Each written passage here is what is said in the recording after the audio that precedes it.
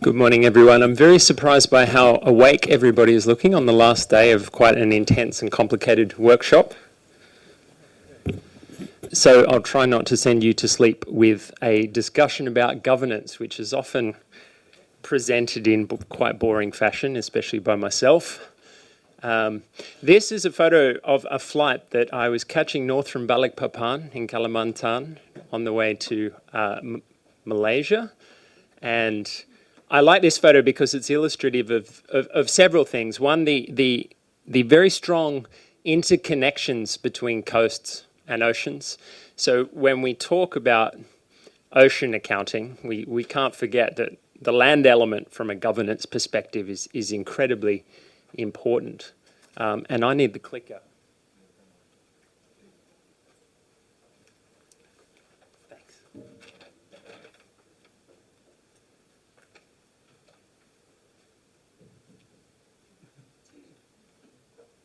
Let's do this. Could I get someone to work on this while I... So yes, this keynote really is about the human element of oceans management and how that's relevant to the accounting processes that are the focus of this workshop. Let me sit down first.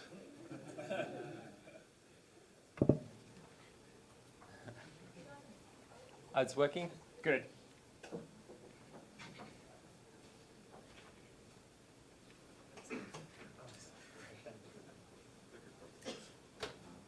Right. So yes, we've heard a lot about this, the scientific background that's relevant to this challenge, the statistical challenges, the data integration challenges.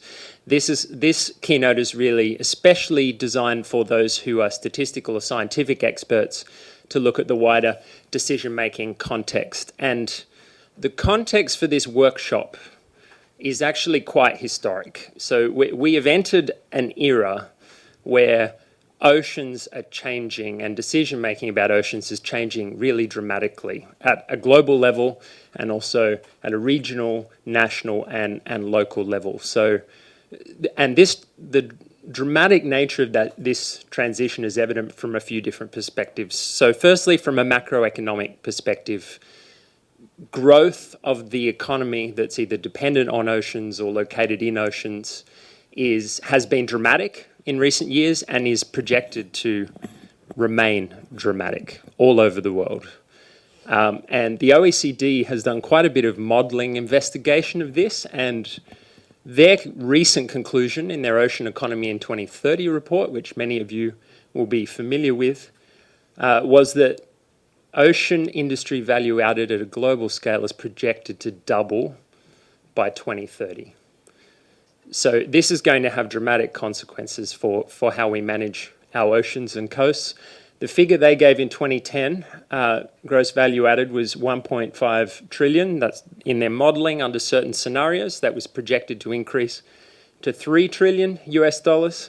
And I had a very good conversation with PEMC colleagues this morning, which was quite illuminating because the figure they reached for the Asia Pacific region alone, only selected countries, was 1.5 trillion in 2015. So that highlights that we still have macroeconomic measurement challenges related to this. Much depends on how we define the ocean economy.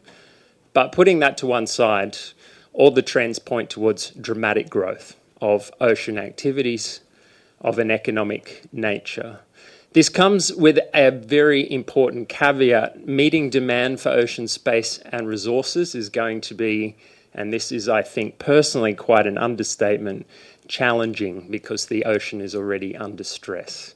So our growth prospects in the ocean economy could be dramatically undermined if we don't change the way we manage the crucial natural capital assets of our ocean environment, because ultimately they underpin the growth prospects in all ocean economies. So lots of growth predicted. That growth is accompanied with a structural change in the ocean economy. Historically, ocean economies were very much focused on the usual suspects: offshore oil and gas, particularly in the post-war era, fisheries, and shipping. And these activities, at least in a spatial sense, didn't often conflict with one another. But the ocean economy is becoming increasingly diverse from a sectoral point of view, and the established sectors, these are the ones that I've listed on the left-hand side, so things like capture fisheries, seafood processing, shipping and ports, shipbuilding, etc., etc., etc. Not forgetting, taking up the point from yesterday, the very important informal sectors in the ocean economy.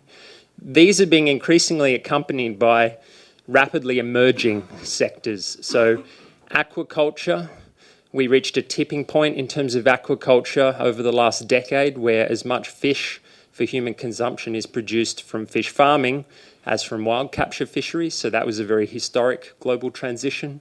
Offshore renewable energy, we are building large-scale infrastructure offshore in a way that never happened previously.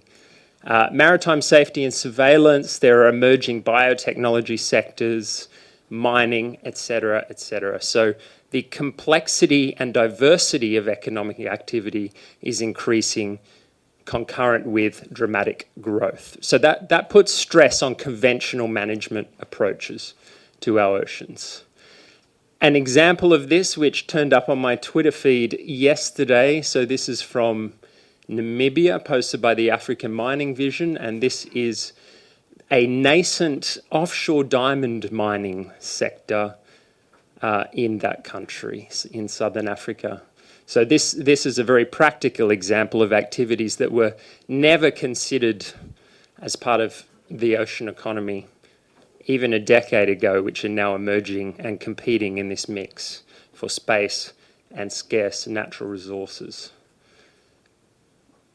The economic activity acceleration related to our oceans is accompanied by dramatic population movements towards coasts. There is dramatic growth of coastal megacities around the world. This is a photo of Shanghai. And this is one of the drivers of both pressures on the ocean environment and the increase of economic activity, for example, tourism and the need for urban infrastructure on our coasts. That trend, as this recent study illustrates, is very much concentrated in the Asia-Pacific region. So you can see here dramatic projected growth of coastal populations over the last few decades and continuing to the delivery date of the Sustainable Development Goals. This creates another management challenge. The coastal environment is becoming much more heavily populated. With population and economic activity comes environmental impacts. Plastic is very high on the global political agenda. That's unsurprising given the impacts it has all across different trophic levels of marine ecology. It's very damaging for all kinds of organisms that we rely on to support our health and well-being. And there's many other pollutants. So nutrient runoff from agriculture is another big issue which connects oceans and coasts. So as a consequence of accelerating activity related to the oceans, there are more damaging inputs into ocean environments. There is also dramatic land use change occurring on coasts. Coastal land, which is inextricably connected with oceans, is being changed in many countries much more dramatically than areas further landward. So to give you an example of this, we are losing mangroves, coastal mangroves, at a much faster rate than we're losing rainforests generally. But that isn't necessarily fully recognised in global political discussions. So these are big challenges, and this is why governance is so relevant. Governance is often overcomplicated, I think, as a concept. What this term really refers to is a process. Governance is a process of making decisions together about big issues. Governance is how we make big decisions together. If I decide whether to get out of bed in the morning, that doesn't require governance. That's only one person decision, but it Anything else we need to coordinate. That requires governance. And despite it being a simple concept, there are lots of different ingredients to governance. And a common way of extracting those ingredients is the list I've put up on screen. So people and institutions make decisions. A generic way of describing that is there are lots of different actors that participate in governance. Governments are very important, obviously. They're a very important actor in governance. The private sector, very important, and also non-governmental organisations of various kinds. So there are lots of different kinds of entities that need to work together to make collective decisions relevant to our oceans. And if different institutions and entities need to work together, there need to be rules. Some of these rules are very formal. We might have national constitutions or international treaties about oceans, but informal rules are also incredibly important. Cultural factors, historical modes of dealing with one another. So when we talk about governance, it's important to realise that there are lots of different kinds of rules that influence our behaviour. Some of them are written down and very technical, and some of them are not written down and very informal. And all of these different elements interact together at different spatial scales. So we make decisions together at a local level, local governance related to oceans and coasts. We make decisions at national and subnational levels. We make decisions at regional level. ESCAP is a good example of a regionally focused institution. And finally, at a global level. And economic activity doesn't fit neatly into those categories. So a lot of activity is fundamentally transnational. Global supply chains in many sectors extend across dozens of countries and are affected by many of these different local, national, regional, or global rules. So that's a whirlwind tour of Oceans Governance 101 and the key components. What I'm going to do over the next few minutes is just give a snapshot of some of the key institutions and rules at an international level, how oceans policy and governance is evolving at a national level, and then moving forwards in the issue papers, we will also cover the very important regional dimension of this issue. But in the interest of time, I've underemphasized that in my presentation. So what's happening at the international level? Complexity would be the first word that comes to mind, institutional complexity. There are dozens and dozens of international institutions that are relevant to how we make decisions about oceans and coasts.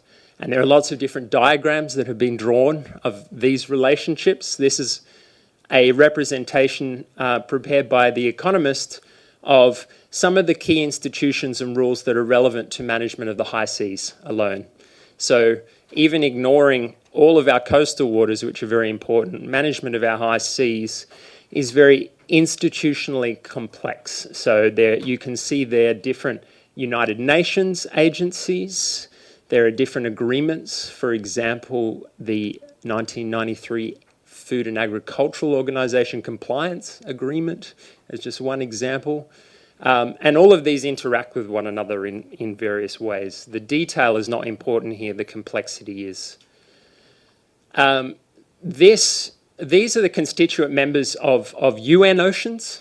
So even just within the UN system, you have so many different stakeholders that are relevant to decision-making about our oceans. So if we ignored every other institution operating at an international level, we still have a complexity and coordination challenge within the UN itself. And the diversity of participation in UN oceans is a good example of that. This is some very cool research that Michael Bort was showing me a few days ago, and it is more holistic. So these diagrams focus very much on formal relationships between different institutions at an international level.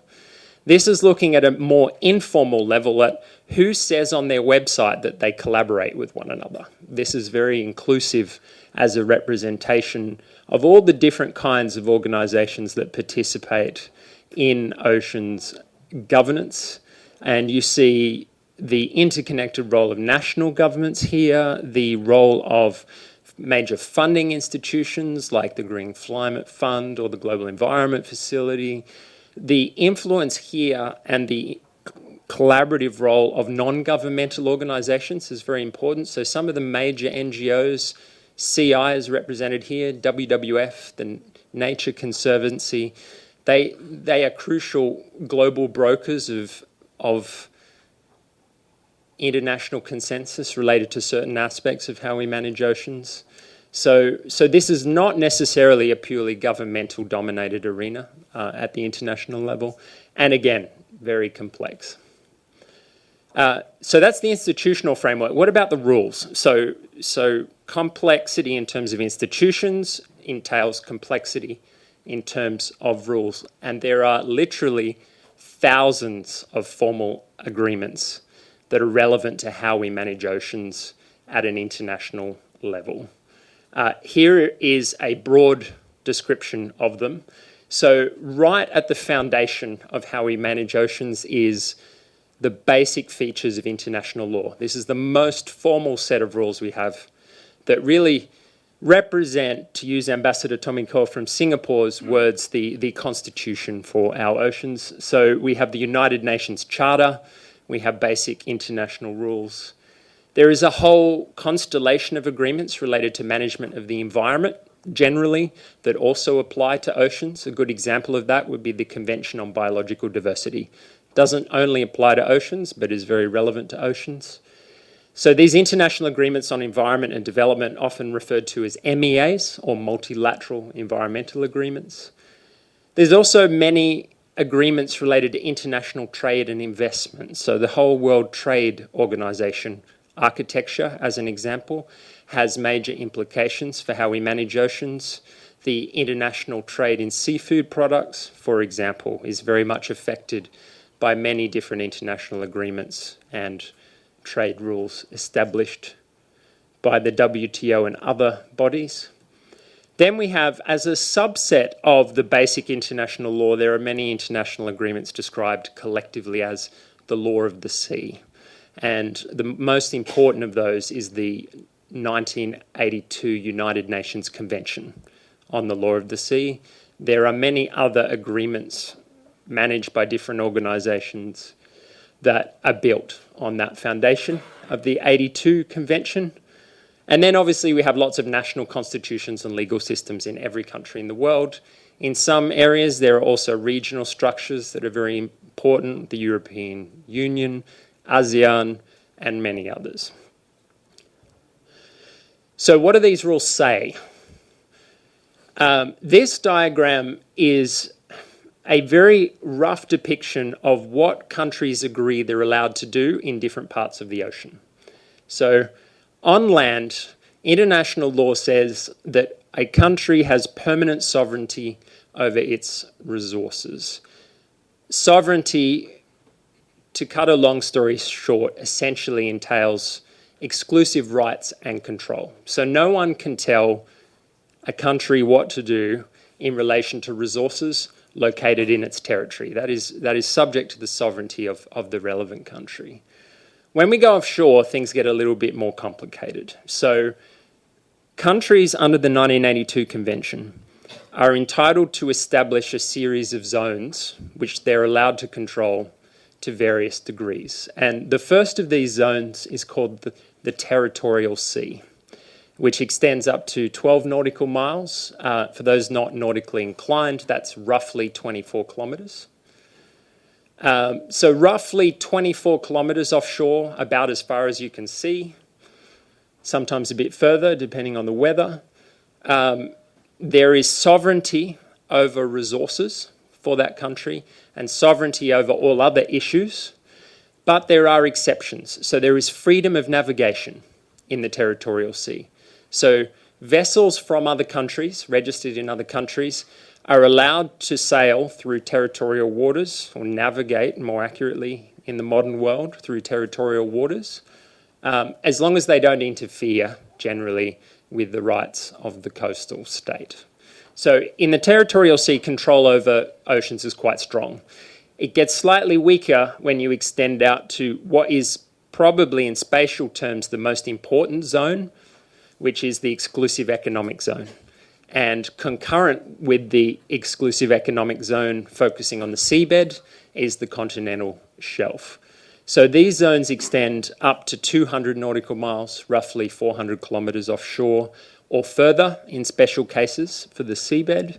And countries do not have sovereignty over these zones. They have a subset of sovereignty called sovereign rights over specific things. So sovereign rights over energy resources, sovereign rights in relation to fishing, sovereign rights in relation to many of the key activities that are important economically offshore, but there is strong freedom of navigation in these zones. And then, of course, beyond those zones of national jurisdiction, you have the high seas and the deep seabed.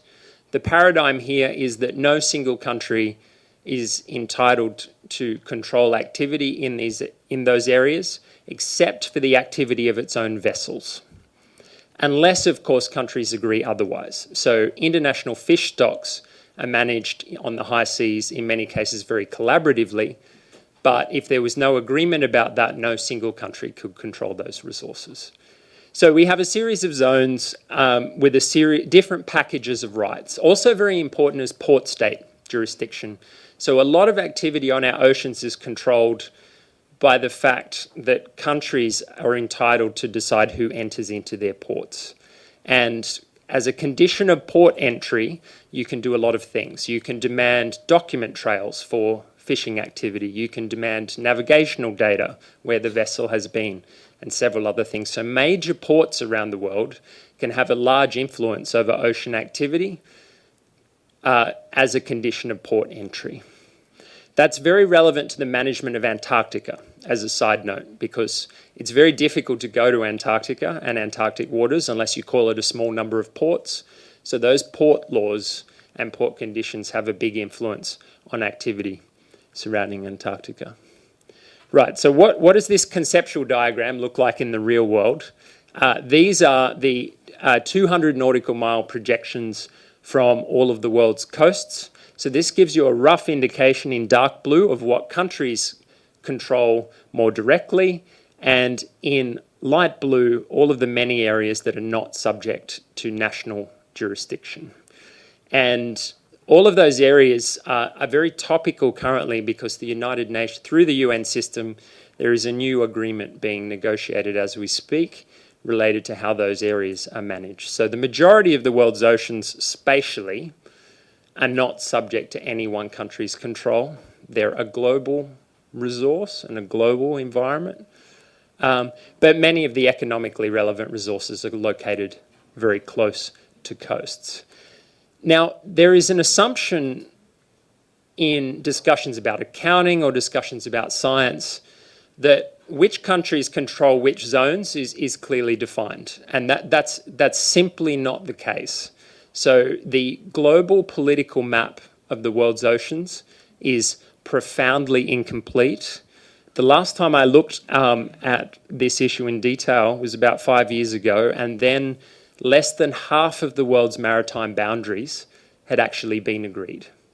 So many, many areas of our ocean are subject to overlapping claims, and there is no consensus over who has exclusive rights in those particular areas. And that includes some areas of the world that are extremely important in economic terms, areas where there are major fisheries, areas where there are potentially major hydrocarbon resources and very crucial ecosystems.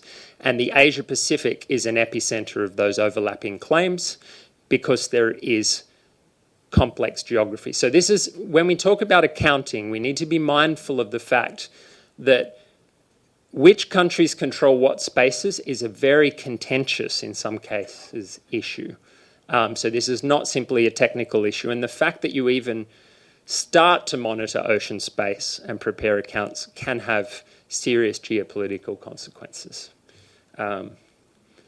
Right, so what does this all mean for management of our environment? Well, to put it mildly, the way we divide up oceans makes no sense when you look at the world in ecological terms.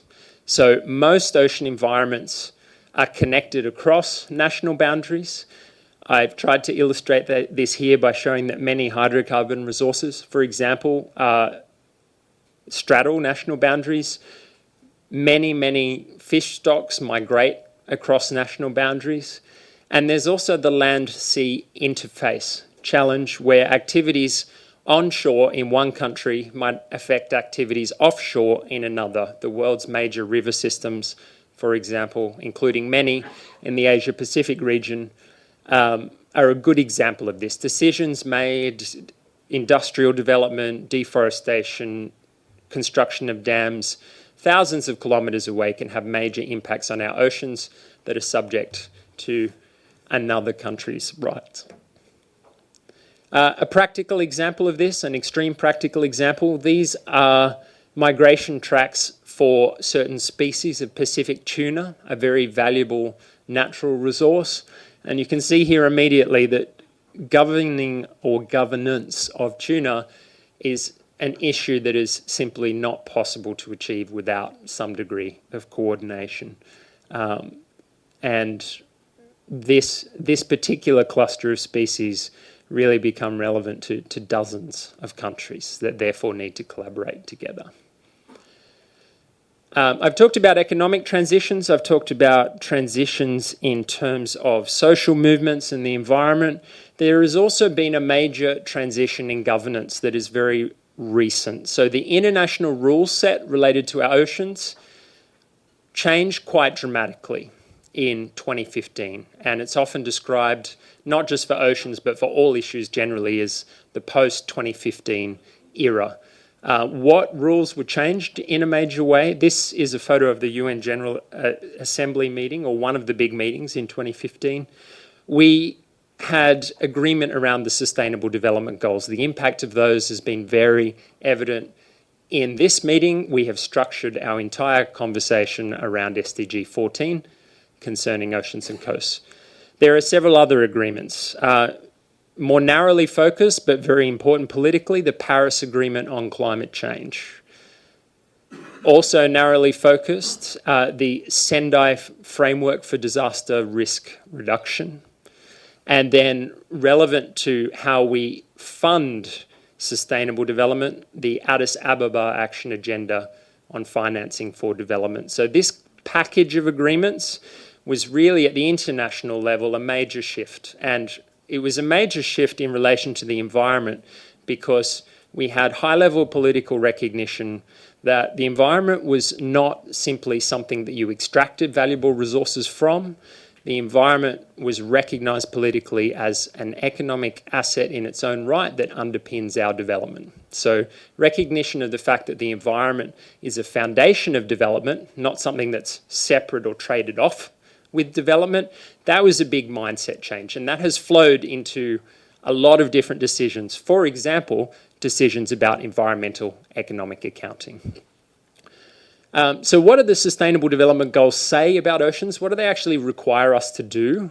There are 169 targets in the Sustainable Development Goals. They're organised according to 17 goals, so ranging from poverty at Goal 1 all the way to partnerships for sustainable development in Goal 17. Goal 14 is very relevant to oceans and coasts, obviously. It says it in the title. But there are many others, and this is, so ESCAP, and from IIED and I prepared this graphic, and it's just a very formal assessment of the goals that mention some aspect of a marine or a coastal environment. So obviously many other goals affect oceans and coasts. Gerald Singh's work is a great example of that. But this just shows at a much more formal level what targets say something requires some kind of change relevant to oceans and coasts. And as you can see, there are a lot of different goals, very much clustered around commitments concerning climate change, life on land, and life offshore. So what do these actually say? This is just a cluster or a frequency analysis of different concepts in all of those goals that we highlighted previously. And you can see here a number of themes that emerge. The main theme, we need to do things in a hurry. So we need to achieve some targets by 2020, which is a bit panic-inducing, and by 2030, all of the others need to be achieved, at least notionally. Some key themes: resources, the fact that oceans and coasts provide us with valuable resources and are in themselves valuable resources. The concept of ecosystems, that different components of the natural environment interact with one another as functional units. The topic of water, biodiversity, the important and crucially relevant ethical issue of differences between countries, that every country has committed to action, but that action should be in accordance with national priorities and recognise vulnerable groups, recognise different statuses of development, etc. And then there's a whole other range of topics covered that you can read. So this highlights that what we need to do in relation to our oceans to answer the international political vision is complex in itself and covers a whole range of issues. And this makes accounting very relevant because accounting gives us this systems perspective to achieve complex change.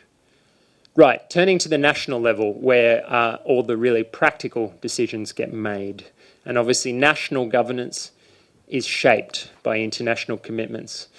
So when we talk about national governance, we can't forget local governance. This is really where all the focused understanding of our ocean systems comes from and where many of the decisions are made related to oceans. So decisions about what areas of mangrove get converted into ports or into housing or into anything else, or what levels of fishing are considered acceptable, how those resources are managed, who gets the benefit from the management of those resources.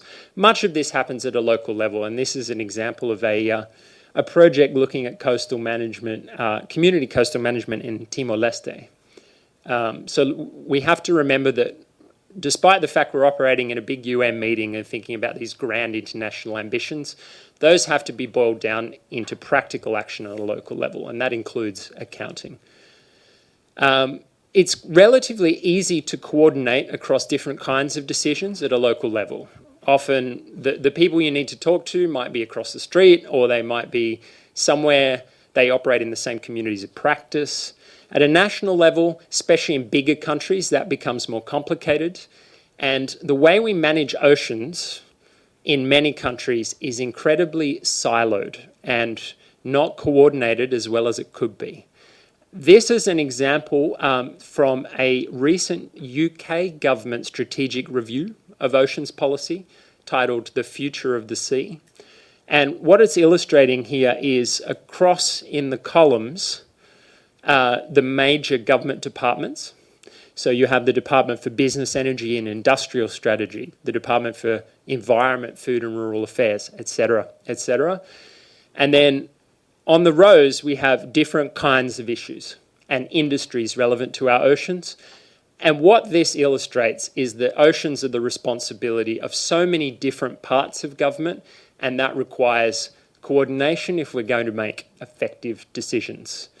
And that's a real challenge because historically, different ocean sectors were divided up and didn't interact with one another. So the people who managed shipping didn't talk to the people who managed oil and gas, didn't talk to the people who managed fishing, didn't talk to the people who managed agriculture, etc.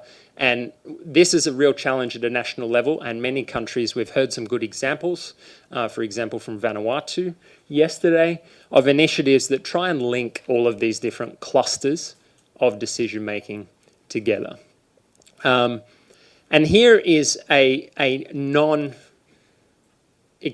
non-comprehensive list of some national strategies for ocean-based development that attempt to be holistic and coordinated in nature. So in recent years, we have seen a little bit of a revolution in national oceans governance, where people are starting to talk about the ocean instead of different bits of the ocean economy. And so the term blue economy is very popular these days. And that's more of a principled statement evolving from the green economy. So the idea of sustainability is somehow included in that in many countries. But really what we're talking about less normatively is countries are starting to coordinate. So, and this is just a list of some of the countries that are starting seriously to have integrated national ocean development strategies. And obviously, many private sector actors that operate across countries are relevant to this policy making. Some of this coordination is influenced by all of the international commitments, and how you implement all these international commitments, especially the post-2015 commitments, poses a coordination challenge of its own. So under the Sendai framework, countries are required to have disaster risk reduction strategies that relate to oceans. The Convention on Biological Diversity and the Aichi targets require strategic action plans for biodiversity. The Paris Agreement has nationally determined contributions. The SDGs have a different process of implementation. And then overarching all of those is the wider context of the Sustainable Development Goals. And this in itself is a big governance infrastructure challenge. And this is where accounting becomes relevant, because if you're going to report on all of these commitments and monitor these commitments efficiently, you need some kind of infrastructure to be able to do that. And you need a framework for doing that. Otherwise, there's a big risk of duplication of resources. You might compile one report for the Paris Agreement using one data set, another for the SDGs, and you could be doing that more efficiently. This diagram shows some of the connections, building on the previous diagram, between the system for environmental economic accounting, the system of national accounts, which almost every country in the world implements, or variations thereof, and how they enable us to organise a lot of environmental and economic data related to oceans or any other issues. So those that data set, that broad data set and range of data, is illustrated at the bottom in light grey. That feeds into supply and use tables in an accounting framework. It feeds into asset balance sheets. We can take information out of existing national accounts that is relevant to international reporting. And all of that provides a foundation for monitoring progress through indicators and other means of data simplification and analysis. So you can think of accounts as more than accounts. We're building a reporting infrastructure for this international political vision that we've all signed up to. And then a lot of the accounting that we're talking about is influenced by this general idea of natural capital.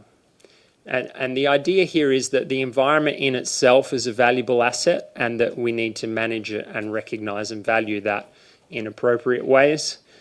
A lot of national strategies related to our ocean are evolving in a way that starts to properly recognise the economic asset importance of our oceans. And the strategies that I showed previously, so obviously to varying degrees, but a lot of these are influenced by this idea that if you invest in management of the environment, that will yield greater returns, which can then be reinvested in a virtuous cycle to improve everybody's quality of life and economic prosperity.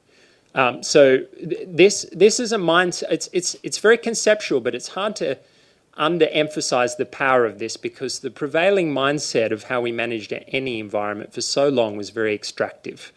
And now we're starting to manage the environment in a way that actually recognizes that it is a capital asset that underpins our future prosperity, not just a source of resources. And this conceptual idea that we need to manage the environment as an asset has flowed into lots of specific policy measures and governance measures at a national level. So protected areas policy is a good example. This is the Sunderbans cluster of protected areas on the border of India and Bangladesh. So we're seeing a growth in efforts to spatially protect crucial areas of ecosystems, consequent on the services they provide. Better local marine management, so at a local level, greater coordinated stewardship of ocean resources. This is an example from Madagascar, where there has been an increase in community-managed fisheries, where certain areas are set aside at certain times of year to maximise the fish stock return. That's a very common management paradigm in the Pacific and many other areas of the world. So a growth in governance structures to enable communities to come together to manage their resources. And we're starting to plan the offshore domain in much more sophisticated ways. And it's unsurprising we've started to do that because we're building a lot more things offshore. This is a fantastic example of a combination of low carbon infrastructure and fisheries production from coastal China. So you can see the scale of these solar arrays because by looking at the vessel that's in the bottom right-hand corner. So this is I really like this example because it's sophisticated co-location of assets. Rather than just building things in an ad hoc way, we're thinking about taking advantage of the three-dimensional nature of ocean space. We're generating clean energy above water, and then we're generating fisheries resources underwater. But you can't do this without planning and coordination, and we need structures and institutions to do that. We're also all around the world starting to plan more carefully in cases where there are hard trade-offs between different kinds of infrastructure. So this as an example of large wind farm development in Europe, and wind farms do not mix with submarine cables. We need submarine cables to run the world's internet, and we need more renewable energy. But offshore, practically speaking, those two don't go together. So we need to understand where the best wind resource is. We need to make sure we don't run our cables through the most productive areas for wind resources. This kind of information we need to structure, and that's where accounts becomes relevant. Linked to this idea that the environment is an asset, we're starting to invest in the natural world, in ecology, to produce results that were conventionally done through hard engineering. So this is an example from the coastal United States, where instead of investment in concrete seawalls, we had investment in restoration of local ecosystems to protect communities against storms and flooding. And there are huge advantages to this ecological approach. This ecology doesn't break down over time like a concrete seawall would. You have to maintain it less, and it has all the other recreational benefits, environmental benefits, etc. One of my favorite examples from Belize. Belize recently published an integrated spatial plan for the entirety of its offshore space. The strategies illustrated here, there are several key objectives highlighted in different colours. And underpinning this was some cool modelling done by the Natural Capital Project. And what this modelling essentially did, it looked at different scenarios for development of Belizean offshore space and tried to optimise different flows of benefits. So you can see here under the informed management scenario, which was a middle ground between conservation and development, there was a net maximum flow of functional habitat for key species. That's relevant for tourism. People like to see cool animals. Lobster fisheries, recreation and coastal protection. Under a high traditional development scenario, building lots of hotels, those benefits were not optimal, and they weren't optimal, bit of a challenge to the conservation community, under a purely conservation paradigm either. So finding the middle ground, and if you're going to do this on an ongoing basis, you need an accounting infrastructure. You can pay people loads of money to do this once, but if you're going to have sophisticated planning on an ongoing basis, as a governance response, then accounts become very relevant. In the interest of time, some brief final examples. So these are some other evolutions in national oceans governance. We're having fiscal and financial instruments, debt for nature swaps. So debt relief in exchange for protection of the natural environment. The Seychelles has been a pioneer of this approach. Payments for environmental services. The idea here is that if people, in particular local communities, are stewards of a globally or nationally relevant resource, they should be paid for it. They're bearing the costs of a global public good. Maybe we should start paying them for it. So that's been emerging all over the world. green, blue, and climate bonds. So debt-related finance for development, various fiscal reforms, biodiversity offsetting. The idea that if you develop major industrial infrastructure, if that undermines a natural capital asset, you need to try and replace that natural capital asset somewhere else to have net maintenance of wealth. This has a lot of scientific challenges. You can't swap in and swap out ecology like you can with some built infrastructure. So it's not without difficulty, but is an emerging approach. Some final thoughts on accounting. So I'd sum all this up by saying that the structures and institutions in which decision making is made is really important for accounting. There are lots of potential entry points for accounting, and I've talked about many previously, but we need to think about those, and we need to think about how those structures and institutions can benefit from accounting and how they affect an accounting process. The rules that decision makers apply are important, and there are many governance challenges. I won't go into these in detail because they've already been discussed, but things like data ownership, technology licensing, data partnerships.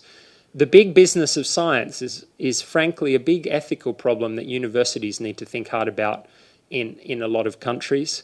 We have to move away from a paradigm where there is expensive science done to support one-off activities where the data is taken away from the context where it was generated and where it does not benefit local governments, local communities, and the countries where that activities are undertaken. So I think those of us speaking, including myself who operate in a university domain, need to think much harder about how we leave resource in place to build a foundation for sustainable development and not build a foundation for publications in Nature.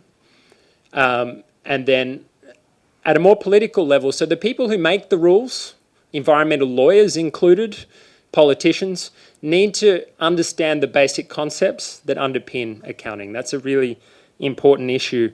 And this is some nerdy legal stuff to finish up, but little words can have big consequences, especially in big countries where those rules are important. So I'll give one example: permitting requirements for offshore oil and gas. If oil and gas legislation considers environmental or geotechnical information to be proprietary and commercially sensitive, then it's very difficult to build an offshore oil and gas account. In some countries, if you get a permit to develop offshore resources, you need to share all your data with the government, and that's considered a public good. So design of legislation around particular industries has big implications for inputs of data to accounting. Also, the design of objectives of environmental legislation. So these are anonymized and edited real-world examples.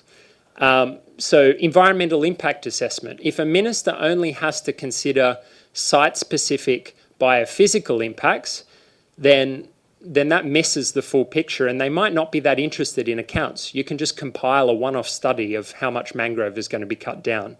But if you require that minister to consider wider impacts on the environment, including ecosystem goods and services, then to deliver on that, you're much more likely to need an accounting infrastructure. So this is a small technical point, but it's a technical point we shouldn't overlook. The way rules are set up can influence an accounting process. And I'll wrap up there. We're going to have some reflections, and I really look forward to questions.